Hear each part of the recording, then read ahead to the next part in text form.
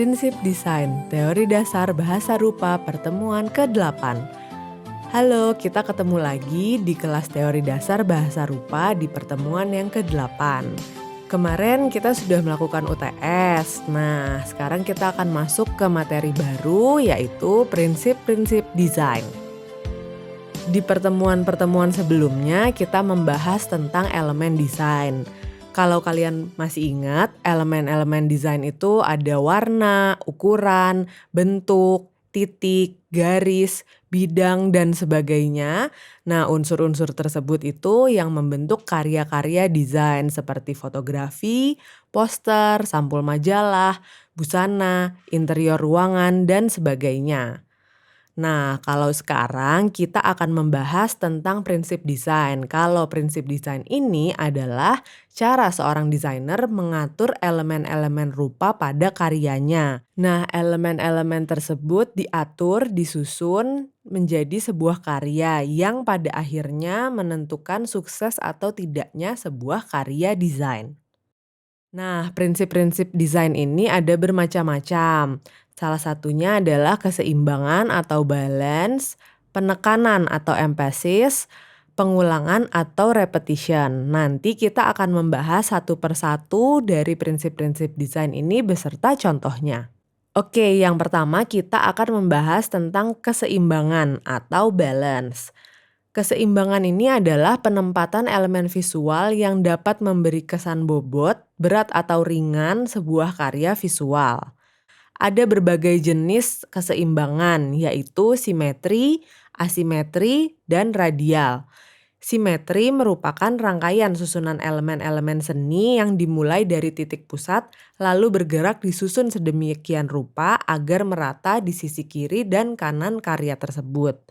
Nah, biasanya, susunan simetri ini memberikan kesan formal, terasa kesempurnaan, ada sesuatu yang kokoh dan resmi.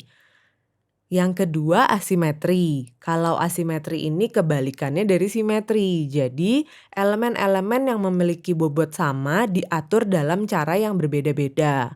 Nah, kalau asimetri ini akan menimbulkan kesan yang informal, cenderung dinamis, dan memiliki kesan yang bebas. Sementara untuk radial, ini adalah keseimbangan diatur dari tengah menuju ke arah luar. Berikut adalah contoh-contoh dari gambar yang menggunakan keseimbangan simetri. Jadi kita bisa lihat dalam dua gambar ini, titiknya berpusat pada tengah dan tersusun kanan dan kirinya seimbang baik jaraknya, ukuran, dan susunannya. Kalau asimetri, dalam contoh ini kita bisa melihat ada satu objek yang posisinya ditempatkan di sebelah kiri karya. Nah, dengan menggunakan asimetri ini, Anda bisa mengatur setiap elemen berbobot sama secara lebih fleksibel pada sisi-sisi halaman karya. Untuk menyeimbangkan karya seni desain grafis ini, Anda bisa memakai unsur-unsur penyeimbang lainnya yakni warna, ukuran, bentuk, serta tekstur desain. Dalam contoh asimetri yang kedua, di sini kita melihat Sydney Opera House. Nah, walaupun komposisi bobot elemen tidak merata secara simetris, namun setiap audiens yang melihat masih bisa merasakan keseimbangan yang terpancarkan dari bentuk bangunan ini. Selanjutnya, dalam contoh asimetris ada karya Van Gogh yang berjudul Starry Night. Nah, dalam karya ini menggunakan bobot elemen secara berlawanan. Pengaplikasian elemen secara berlawanan ini dilakukan dengan cara mengontraskan satu elemen berbobot besar dengan sejumlah elemen yang berbobotnya lebih kecil. Untuk yang selanjutnya kita bisa lihat contoh radial. Di sini ada beberapa gambar yang bisa kita lihat memiliki keseimbangan yang diatur dari tengah menuju ke arah luar. Selanjutnya, prinsip desain penekanan atau emfasis. Emfasis merupakan sebuah penekanan yang dijadikan sebagai sumber kekuatan dalam suatu visual. Fungsinya untuk memberikan pusat perhatian agar tertangkap makna visualnya. Penekanan dalam suatu visual dapat dilihat dari posisi, ukuran, kontras, pengulangan, dan elemen-elemen desain lainnya. Biasanya penekanan ini bisa kita sebut dengan focal point atau point of interest. Nah, penekanan ini memiliki beberapa jenis juga, yaitu adalah hierarki, proporsi, dan juga kontras. Yang pertama kita akan bahas adalah hierarki. Nah, hierarki ini merupakan metode mengorganisasi elemen visual berdasarkan tingkat kepentingannya. Jadi, yang mana yang harus dilihat oleh audiens terlebih dahulu atau yang disebut focal point-nya itu diutamakan. Biasanya ini juga dibagi menjadi beberapa jenis. Yang pertama letak, mengorganisasikan dengan meletakkan elemen yang penting di awal. Untuk yang ukuran, ini mengorganisasikan dengan membedakan ukuran elemen yang paling penting. Untuk ukuran yang lebih besar memiliki titik kepentingan yang lebih utama dibandingkan yang ukurannya lebih kecil. Bentuk, misalnya mengorganisasikan elemen yang penting dengan membedakan bentuknya. Ini adalah contoh dari peletakan. Nah, di sini kita bisa lihat bahwa yang terletak di paling atas itu biasanya menjadi focal point-nya. Jadi itu yang utama, yang pertama yang akan dilihat oleh audiens. Yang berikut adalah contoh dari ukuran. Di sini kita bisa lihat ada sebuah bagian yang memiliki ukuran lebih besar dibandingkan yang lainnya. Nah, biasanya yang lebih besar ini akan menarik perhatian dari audiens lebih besar ketimbang yang ukuran kecil selanjutnya. Untuk contoh yang bentuk, biasanya bentuk-bentuk yang dibedakan di sini menjadi pembanding untuk yang mana yang menjadi point of interest-nya. Nah, selanjutnya yang akan kita bahas adalah proporsi. Kalau proporsi ini merupakan perbandingan ukuran sebuah elemen dengan elemen yang lainnya atau dengan keseluruhan karya visual. Langsung kita masuk kepada contoh. Jadi di sini adalah perbandingan antara objek. Kita bisa lihat di contoh yang pertama ada dua objek yang memiliki ukuran yang berbeda. Dan juga di gambar yang kedua kita bisa melihat ada dua objek dengan ukuran yang berbeda. Biasanya objek-objek yang lebih besar itu menarik perhatian lebih besar di mata audiens. Selanjutnya ini adalah bentuk perbandingan objek dengan bidang gambar. Bisa kita lihat di sini objek-objeknya ditempatkan di satu bidang gambar yang menjadi pembanding dari objek utamanya. Selanjutnya kita akan membahas kontras. Kalau kontras merupakan pengaturan elemen yang berlawanan. Contohnya kalau warna gelap berlawanan dengan warna terang. Tekstur yang mulus versus tekstur yang kasar. Besar versus yang kecil. Untuk menciptakan visual interest, excitement, dan dramatisasi. Contohnya di sini kita bisa lihat ada sekelompok orang yang menggunakan warna pakaian yang berbeda.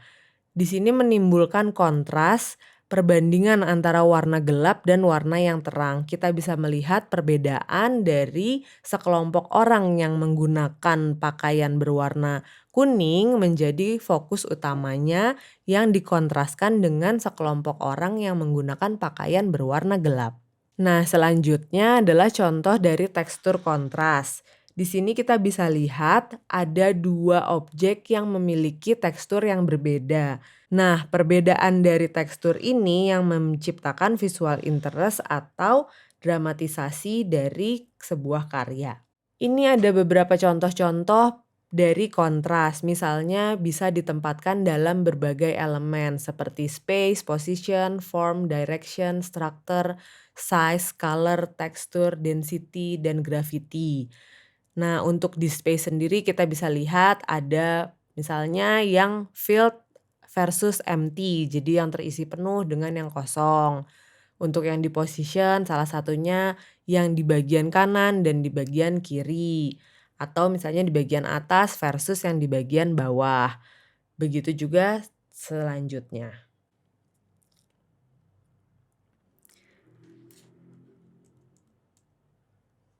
Berikutnya kita akan membahas pengulangan atau repetition. Nah, kalau repetition sendiri merupakan pengulangan dari satu objek atau elemen. Ini dibagi menjadi 2 jenis. Kalau biasanya repetisi itu hanya, satu objek saja, sementara untuk pola atau pattern ini merupakan kombinasi dari elemen-elemen yang direpetisi dalam satu komposisi. Nanti kita bisa lihat ya di contohnya agar lebih jelas. Selanjutnya ada irama, ini adalah kombinasi dari elemen-elemen yang direpetisi dengan variasi. Nah, di sini kita bisa lihat perbandingan dari repetition, pattern, dan irama. Untuk yang repetition, di sini kan tadi kita udah bilang bahwa ini merupakan pengulangan dari satu objek atau satu elemen. Jadi ada satu objek yang diulang. Nah, ini untuk yang repetisi ini hanya satu objek saja yang diberi pengulangan. Sementara kalau kita lihat di bawahnya ada contoh untuk pattern. Nah, di sini adalah kombinasi dari elemen-elemen yang kemudian diulang untuk menjadi sebuah komposisi. Untuk yang irama sendiri, kita bisa lihat di sini ada kombinasi dari elemen-elemen yang sudah direpetisi, diatur lagi dengan variasi. Ini juga adalah contoh dari repetition. Nah, kalau repetition ini seperti yang tadi udah saya bilang, ini merupakan pengulangan dari satu objek. Dalam contoh ini kita bisa lihat untuk contoh yang di atas, kita bisa lihat sebuah lingkaran berwarna pink yang diulang menjadi repetisi. Nah, di bawahnya kita bisa lihat ada susunan dari box-box yang diulang dengan ukuran yang sama, dengan jarak yang sama. Ini yang disebut dengan repetisi. Nah, kalau pattern sendiri tadi kita udah sebutkan ini adalah kombinasi dari elemen-elemen yang direpetisi atau diulang ya. Jadi menjadi satu komposisi. Di sini yang contoh yang di atas kita bisa lihat ada satu objek persegi panjang yang berwarna biru, kemudian ada objek persegi panjang yang berwarna orange, dan satu lingkaran yang berwarna pink. Kemudian diulang dengan susunan yang sama, dengan jarak yang sama, diulang berkali-kali. Ini yang disebut dengan pattern. Di bawahnya kita bisa lihat juga contoh dalam karya visual yang merupakan pengulangan dari sebuah pola. Untuk contoh irama, di sini kita bisa lihat ini adalah komposisi dari elemen-elemen yang direpetisi dengan variasi. Jadi susunannya tidak sama persis seperti yang dilakukan dalam pola dan repetisi. Namun kalau di irama diberikan variasi dan kombinasi untuk menyusun elemen-elemen tersebut. Prinsip pengulangan sekilas tampak mirip dengan prinsip penekanan, di mana kedua prinsip ini sama-sama bertujuan untuk memperkuat tampilan dari desain grafis kepada audiens. Bedanya, untuk prinsip pengulangan lebih menghubungkan berbagai elemen yang berbeda dalam desain grafis agar dapat terlihat lebih teratur dan konsisten.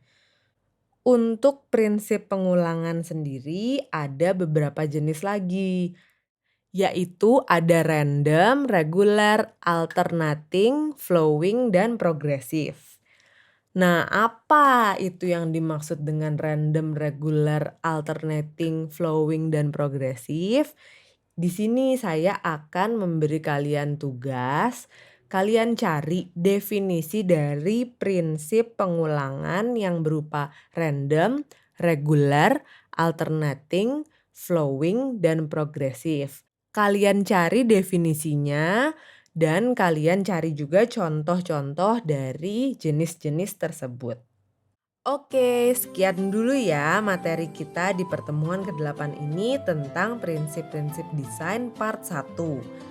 Jadi minggu depan kita akan bahas lagi prinsip-prinsip desain yang lainnya.